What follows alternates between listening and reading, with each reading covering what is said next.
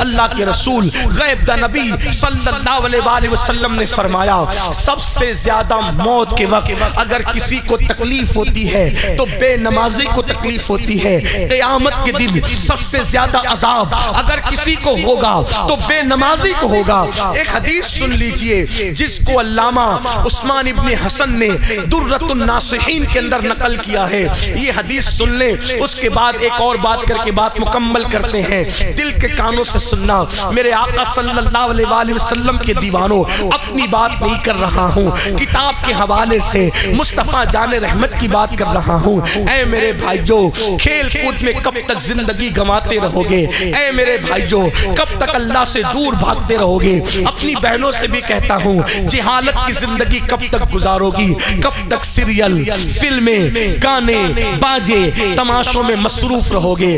ہائے ہائے, جو قوم اہل بیت کی محبت کا نعرہ لگائے اس قوم کی زندگی میں سجدہ نہیں. حالانکہ سجدہ کیا, امام عالی مقام نے سجدہ کیا, آخری سجدے ہی میں تو جان گئی امام کی. سیدہ فاطمہ الزہرا آخری وقت تک سجدہ کرتی رہی. مولا کائنات نے آخری وقت تک, ان کی شہادت بھی تو مسجد میں ہوئی. مجھے حیرت ہے, مولا علی نے مسجد میں شہادت پائی, سیدہ فاطمہ نماز کی حالت میں اللہ اکبر پوری پوری رات گزار دیتی ہے. امام حسین نماز کی حالت میں شہادت پائے. میری قوم کو کیا ہو گیا؟ یہ قوم نماز کی طرف نہیں آتی, اس قوم کو نماز کی توفیق نہیں ہوتی. میرے بھائیو, ہم اللہ کا عذاب برداشت نہیں کر سکتے. کتنی بھی طاقت ہو, کتنی بھی قوت ہو, خدا کا عذاب برداشت نہ کر سکو گے.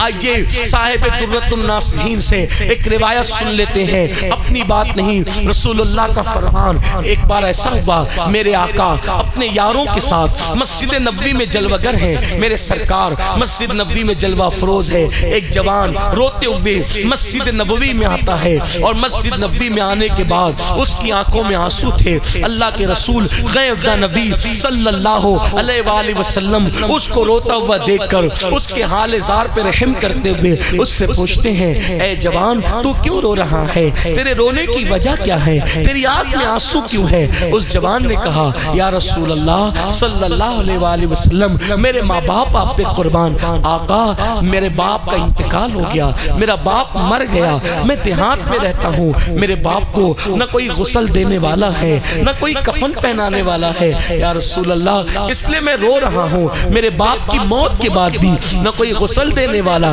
نہ کوئی کفن پہنانے والا. اللہ کے رسول غیب دا نبی مصطفیٰ جان رحمت صلی اللہ علیہ وآلہ وسلم نے سیدنا صدیق اکبر اور فاروق اعظم سے فرمایا, تم دونوں جاؤ اور جا کر کے اس کے باپ کو غسل دو اور اس کے باپ کو کفن پہناؤ. اللہ اکبر. جب میرے آقا کے دونوں یار صدیق و فاروق تشریف لے گئے اس کو نہلانے کے لیے, جیسے اس کے منہ سے چادر ہٹائی, اس کے منہ سے کپڑا ہٹایا, کیا دیکھا؟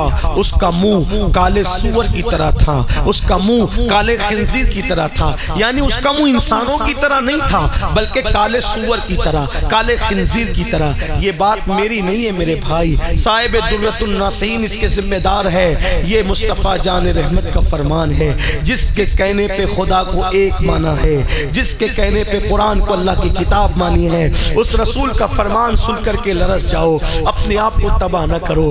یہ دنیا کا مال جس کے لیے رات و دن دوڑتے ہو, مرنے کے بعد یہی پڑا رہ جائے گا. تمہارے مال پر لوگ عیش کریں گے, تمہارے مال پہ لوگ آرام کریں گے. نہیں دیکھتے لوگ مر گئے مال چھوڑ کر کے, آج ان کی اولاد عیش کرتی ہے, ان کے لیے کبھی مغفرت کی دعا نہیں کرتی. ان کی قبروں پر کوئی جا کے فاتحہ پڑھنے والا نہیں, کوئی مغفرت کی دعا کرنے والا نہیں. وہ مغفرت کی دعاؤں کو تڑپ رہے ہیں, مغفرت کی دعاؤں کو ترس رہے ہیں. میرے بھائیو, اپنے آپ کو تباہ نہ کرو, اپنی آخرت کی فکر کرو, اپنی قبر کی فکر کرو, میدان محشر کی فکر کرو, اللہ کی عدالت کی فکر کرو. ہوا کیا؟ سیدنا صدیق اکبر اور فاروق اعظم فرماتے ہیں کہ جب اس کے چہرے سے ہم نے کپڑا ہٹایا تو اس کا منہ کالے خنزیر کی طرح, کالے سور کی طرح تھا.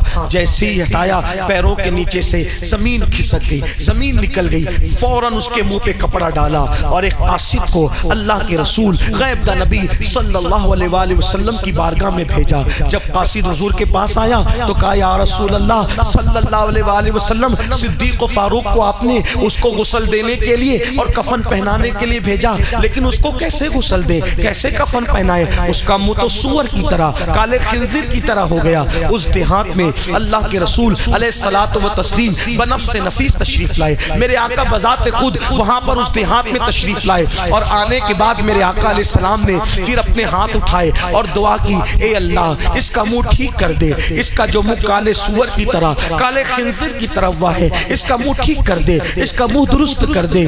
جب دیکھا گیا حضور کی دعا تھی، عنایت کا جوڑا، اجابت کا سہرا، دلہن بن کے نکلی، دعائے محمد، اجابت نے جھک کر گلے سے لگایا، بڑی ناز سے جب دعائے محمد ہوا، یہ حضور نے دعا کی، اس کا چہرہ ٹھیک ہو گیا۔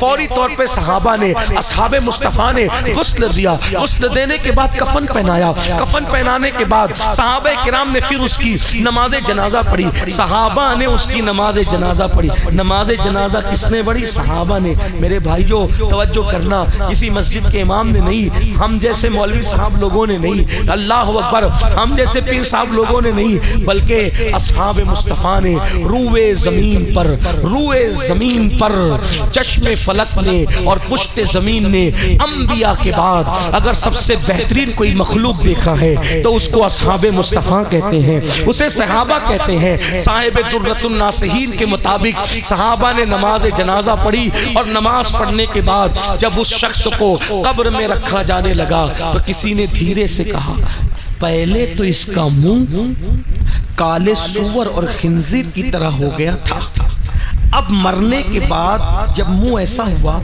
تو قبر میں رکھنے سے پہلے پہلے بھی تو ایک بار دیکھ لو کہ اس کا منہ کیسا ہے، دفن کرنے سے پہلے پہلے تو اس کا منہ دیکھ لو منہ کیسا ہے۔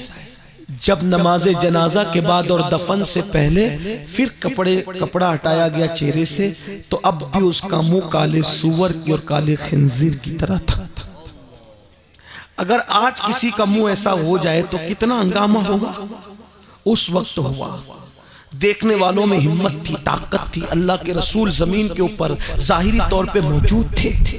صحابہ نے پوچھا، آقا اس کا منہ کالے سور کی طرح، کالے خنزیر کی طرح بار بار کیوں ہو جاتا ہے؟